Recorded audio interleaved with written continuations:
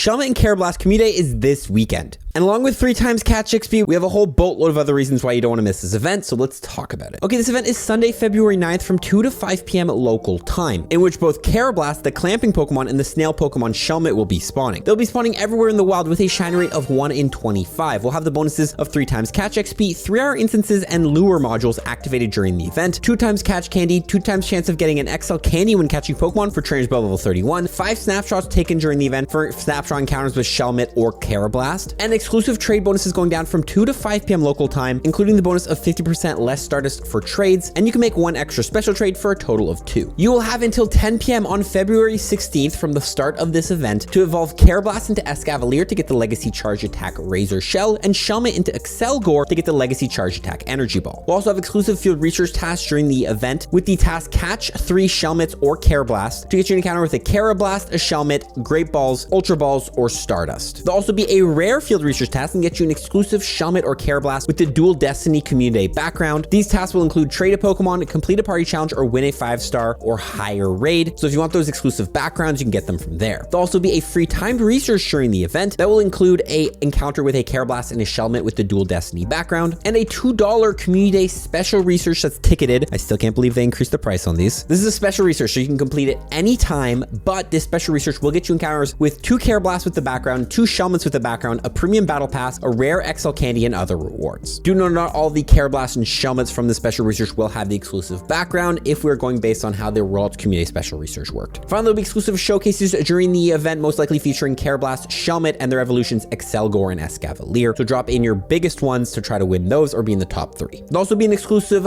bundle in the web shop, the Ultra Community Day box for $5 USD, getting you the Community Day Special Research, 10 Ultra Balls, and an Elite Charge Gem. Kind of think of it as buying an Elite Charge Gem for $3. Okay, let's start off by jumping into whether these Pokemon are good or not. And is this Community Day actually worthwhile? Well, both these Pokemon cost 200 candies to evolve, but they are free to evolve if you actually receive them from a trade. So trading is big on this Community Day. Fun fact, by the way, the reason this was implemented is because in the main series games, you actually need to trade a Karrablast or a Shelmet to evolve it. So this is kind of like their same way of doing that in Pokemon Go. Now, as far as PvE, Escavalier is an okay bug type attacker. It's going to be ranked number 18, and it's a decent choice for the Hoopa Unbound Raid Day event. Seeing that Hoopa is 4 times weak to bugs, you can start prepping those if you have no good bug counters. Accelgor, though, you can skip it in the raids. As far as PvP goes, Escavalier is ranked 597 in the Great League, 290 in the Ultra League, 211 in the Halloween Cup, 50 in the Fantasy Cup, and 145 in the Jungle Cup. So overall, Escavalier is not a bad Pokemon to build for the Great League and the Ultra League. Accelgor, on the other hand, though, pretty bad. There's clearly a winner on this Community Day. Let's talk about Escavalier though with his new legacy move Razor Shell. While Razor Shell compared to Drill Run, which is normally runs, is going to be 10 energy cheaper, so definitely better in terms of energy generation, taking 6 turns to a Razor Shell versus 8 turns to a Drill Run. Offensively though, Bug in a ground type moveset is kind of better than Bug and Water. Bug and Water can hit 6 types for super effective, while Bug and Ground can hit 8 types for super effective. In the Open Great League, there's not going to be much of a difference between the 2 movesets. The benefit you do end up getting is being able to beat Licky Licky. However, you lose the ability to defeat Barrel. In the Ultra League though, Razor Shell is a much bigger improvement, picking up matchups like Feraligatr, Golisopod, Greninja, Malamar, Galarian Moltres, and a couple others, so worth running in there. As far as Accelgor with Energy Ball, doesn't look like it makes a big difference on this Pokemon. Overall, this Pokemon Accelgor, not really good for any PvP metas, so this is not really a Pokemon you want to consider building. Now that we know if these Pokemon are good or not, let's talk about their IVs and which ones you should be looking after. Well, first of all, looking at the Shelmet 100% IV chart. On screen, you're going to see what CP a Shelmet would be from level 1 all the way to level 50. There's only a couple of these we can really look at though and take info from. First of all, level 15, any Shelmets gotten from research during the comm day, 357 CP will be the hundo. If you're hunting Shelmets in the wild in weather boosted conditions, Shelmet get boosted in rainy weather. So level 35 is the highest, meaning 774 CP will be the hundo in rainy weather. But if it's any weather other than rainy, level 30 is the highest you can find a Shelmet in the wild. So 714 CP will be the hundo. On the other hand though, Karrablast 100% IV chart is on screen. The level 15 from research is 506 CP. In rainy weather, 1097 CP will be the hundo, and in any weather other than rainy, 1013 CP. This is definitely the one you want to look at because again, Escavalier better than Accelgor. Now, after mentioning that Escavalier is good in PvP, let's talk about PvP IVs. 100% IV is not always the best for Pokemon in PvP. Sometimes you want low attack, high defense, high stamina. If you want to know why, I'll link below a video. But what are the best IVs for an Escavalier if you're going to be running it with this new move? Well, in the Great League, 0, 15, 13 is going to be the rank 1 for an Escavalier, the best possible IV set. So consider getting that if you find it. But again, anything low attack, high defense, high stamina works great. In the Ultra League, 115-14 will be the rank 1. So again, if you're running that Razor Shell on Escavalier, look for that IV set. But again, you can't always get the best, so look for anything that's kind of near that. Finally, of course, in the Master League, the Hundo, we already covered those, is gonna be the best, but Escavalier doesn't see much play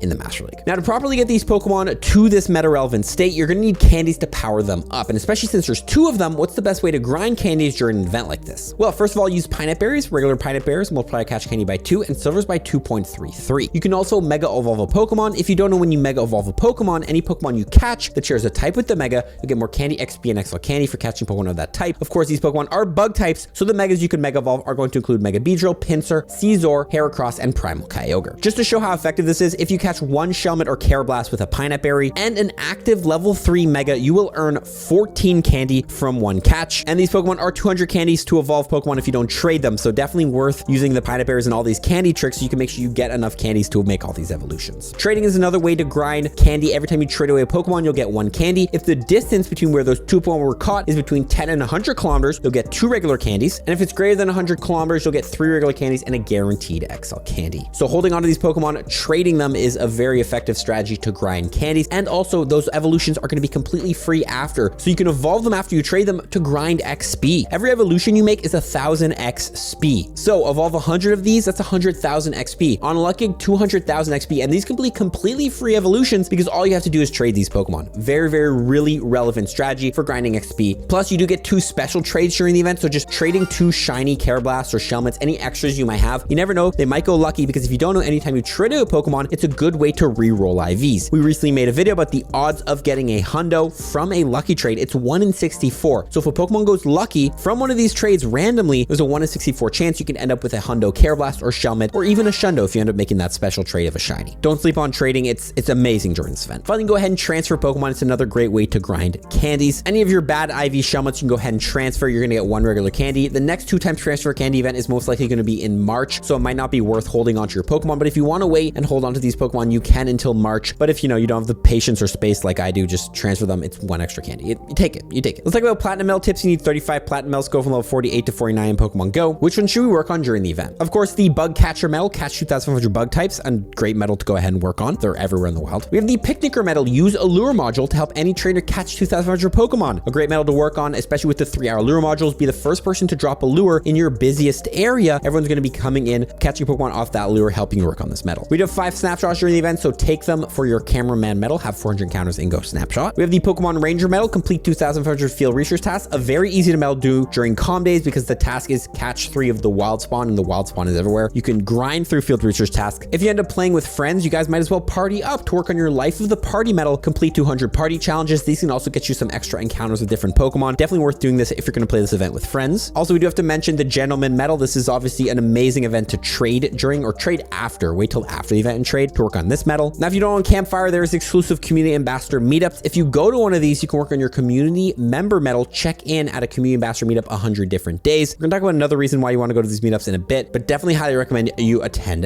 these meetups. Finally, the Showcase Star, I'm going to win 100 Pokestop showcases. We're going to have showcases during the event. Try your best to win them or be in the top 3 because they will get you some premium items like incubators, lucky eggs, star pieces, all that stuff. And if you're a free-to-play player, these can be especially useful to hold on to, especially building up to the Univatour at the end of the month. Let's talk about some miscellaneous tips. Finally, tips that don't really fit into any category. First of all, using Spatial Rend and the Quick Catch technique will be the most efficient strategy to catch as many Shelmets and Karrablasts during this event. Spatial Rend will double your spawn radius. Meanwhile, the Quick Catch technique allowing you to skip the catching animation. I'll link below a video on how to do the Quick Catch technique. And if you don't have a Palkia with Spatial Rend, I recommend you see if you can find someone in your local area to trade you one over so you can have access to that during this event, because that is the most efficient way to grind. You can catch like over 500 Pokemon in an hour with that. Also, make sure you have a buddy that's at least a great buddy level set. This will give you access to the buddy bounce back in case you end up missing a throw. Sometimes the buddy will bounce it back and allow you to get an extra shot. Also, remember to download all assets. This will download all of the game assets to your phone. So anytime you're playing, you're not pulling the assets off the internet, you're pulling them off your phone, which will give you a much smoother gameplay experience. Speaking of smooth gameplay experience, also remember to turn on native refresh rate. This will give you access to your phone's frame rate, allowing you to play the game much smoother. It's a complete game changer. It does use more battery, but I find it's just a much more enjoyable game. Also, land excellent throws. Every time you catch a Pokemon on an excellent throw during the event, it's 3,000 XP because of the 3 times catch XP bonus. If you have a lucky egg during the event, that's 6,000 XP. Anyone who is not level 50 should be focusing on hitting Shelmets and Karrablasts on excellent throws on lucky eggs during this event. Catch 100 Pokemon, that's 600,000 XP. I actually, with a bonus of 4 times catch XP, I was able to go from level 1 to level 40 in 11 hours in Pokemon Go. I'll link below that video if you haven't seen it. That just goes to show how efficient the XP grind can be from hitting X and throws. Finally, make sure you join a campfire meetup. On the Campfire app, you can find these exclusive meetups. And if you go to these and you check in, you will get access to an exclusive timed research you can go ahead and complete. That can get you some extra premium items. Also, being in a party, once you've checked into one of these meetups, will give you the extra bonus of 25% less egg incubator distance, which does stack with other bonuses. So if you're planning on hatching a bunch of eggs, definitely recommend you go to a community ambassador meetup and take advantage of that bonus. If you learned something from this video, you will learn something from the video below as well. Good luck during this calm day, guys. It's actually not one you want to sleep on, especially for anyone who really loves XP grinding. Follow for tips, everybody. Peace.